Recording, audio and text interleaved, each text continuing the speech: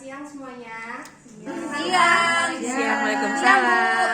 Yang belum kenal Pagi menjelang mungkin, siang. Saya Dita.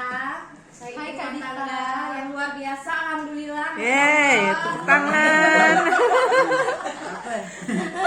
Punya suami satu. Baru Punya satu. dua anak putri yang masya Allah. Suaminya baru satu. Alhamdulillah satu aja. Oh, satu aja cukup ya.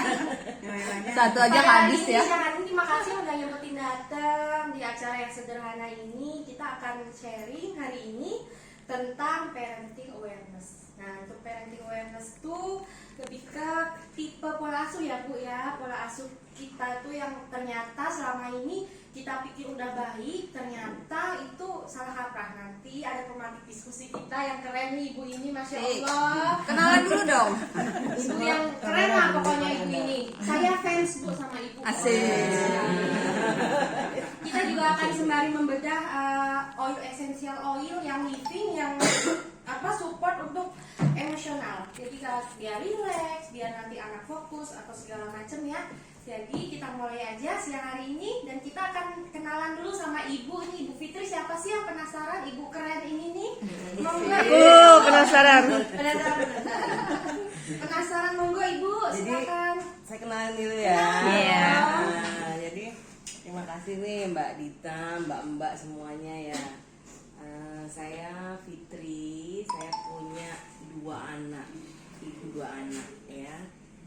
Udah gede-gede, udah yang gede 19 tahun, yang kedua yang bungsu menuju 17 tahun nanti Juni ya, 16 tahun lebih lah. Nah kebetulan dua-duanya udah kuliah ya, jadi kira-kira udah beberapa belas tahun lalu saya ngalamin repotnya nanganin balita gitu ya. Lagi repot nanganin balita, terus bapaknya juga rewel. Aduh. Kan, ya. Yang susah tuh itu tuh Gitu-gitu bapaknya ya. yang rewel.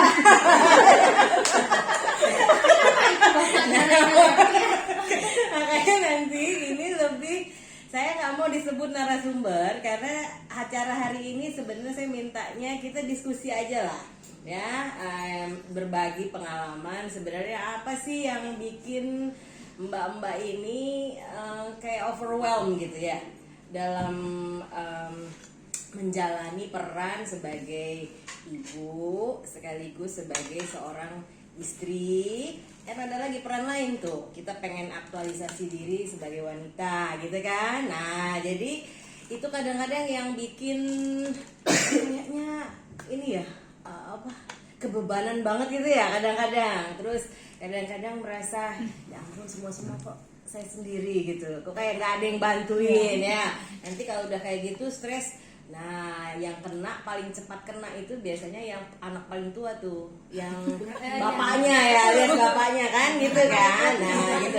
Sekarang nanti kita bahasnya ke sana. Sebenarnya ini fungsi si bapak ini dalam rumah tangga ini apa sih sebenarnya? Apakah dia benar-benar semata-mata utamanya sebagai breadwinner? Ternyata kok kalau yang saya alami enggak juga. Sebenarnya ada fungsi utama lain nih dia nih. Nah, nanti itu yang kita akan bahas. Kita akan diskusi itu sebenarnya fungsi utama si Asik ke bapak-bapak.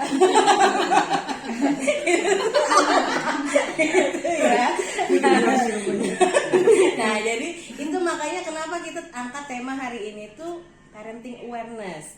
Jadi selama ini tuh sebenarnya ada nggak sih bedanya antara ibu-ibu yang menjalankan perannya itu mengasuh anaknya tanpa awareness dengan ibu-ibu yang menjalankan peran sebagai orang tua itu dengan awareness yang sangat baik gitu.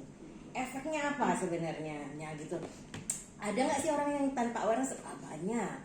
Jadi dia secara naluriah aja karena dulu dia lihat bapak ibunya besarin anak, terus dia tertanamkan tuh di dalam subconsciousnya kan. Ya udah, jadi dia mengalir aja. Ketika ikutlah namanya ada stigma di masyarakat kan, ada stigma, ada norms gitu ya. Nah jadi dia pokoknya habis nikah itu punya anak, terus punya anak nih ya udah dikasih silakan, dikasih didulang gitu, didulang tuh di apa ya, disuapin, dimandiin, serba domestik itulah ya. Nah, terus lama-lama kok jadinya akhirnya jenuh nih. Itu terus jadi mundane kan, istilahnya jadi bangun tidur langsung kepikiran nih apa piring kotor. Iya. Bener kan gitu kan kepikiran ya. Jadi jadi rutin sesuatu rutinitas yang wah gitu kok kayaknya mau bangun stres gitu ya karena hari kok itu aja gitu. Nah ini kan karena hari-harinya dilalui kayak orang setengah sadar gitu ya. Ya udah itu hanya rutinitas saja gitu. Nah sekarang bedanya apa nih ketika kita menghadirkan awareness kita bahwa ini nih adalah sesuatu yang harus dinikmati sebenarnya. Nah awareness itu sebenarnya kesadarannya. Nah gimana sih cara menghadirkan awareness ini lebih lanjut? Ini nanti akan masuk ke conscious parenting nih sebenarnya nih ya. Kita bahas awareness saja.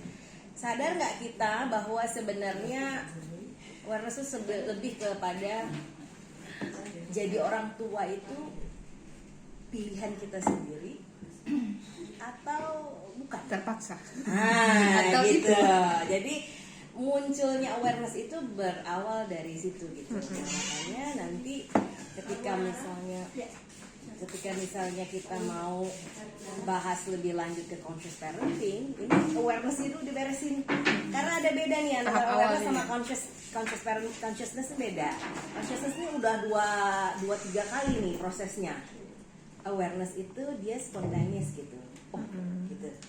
Jadi misalnya kayak gini, awareness tuh bedanya gini misalnya. Ketika anak-anak baru mulai mau belajar baca nih, dia kan baru membangun literacy awareness-nya itu baru kita bangun ya. Dia tahu karena kita paparkan nih sama huruf, sama angka, sama ini. Terus tiba-tiba dia jalan diajak ibunya jalan-jalan, terus dia lihat, ih itu huruf A mah. Nah itu awareness tuh. Nah itu gitu tuh. Jadi spontan kita lihat. Nah tapi dia kan belum masuk ke conscious reading kan sebenarnya kan. Dia belum sampai ke maknanya apa. Itu baru ke awareness aja. Oh ya, itu ama. Kayak menyadari. Ya, baru sadar. Oh ya itu dan sekarang aware ke parenting itu tuh sekarang saya mau tanya kira-kira tadi kan udah lagi ya. Nah, parenting ini kira-kira gimana ya? Kalau menurut kita ini betul lah ya Bu, yang parenting awareness ini ya kayak gini, kita punya kesadaran penuh kan. Kesadaran penuh itu dalam arti ketika misal kita marahin anak, kita kelepasan nyubit anak, itu tuh kita kadang kan nggak sadar kan, itu bakal dampak ke nanti mental anak di masa depan seperti apa, kenakalan anak yang sebenarnya kita yang buat gitu. Mungkin itu kali ya Bu ya, awareness yang kita tuh aware gitu kayak jangan, oh iya sabar, nggak usah mukul deh, kasih elus aja, kayak nggak usah ngomong kasar deh, nggak usah bentak deh, kayak nah jangan dong gitu, nah jangan gitu nggak sih Bu, kayak lebih aware gitu karena itu bakal dampak buat ke anak kita tuh untuk kedepannya tuh kayak dia jadi mentalnya terganggu takutnya gitu loh Bu, kayak dia jadi sedih, dia jadi berkelakuan yang buruk gitu Bu. Itu menurut kita. Jadi kalau Mbak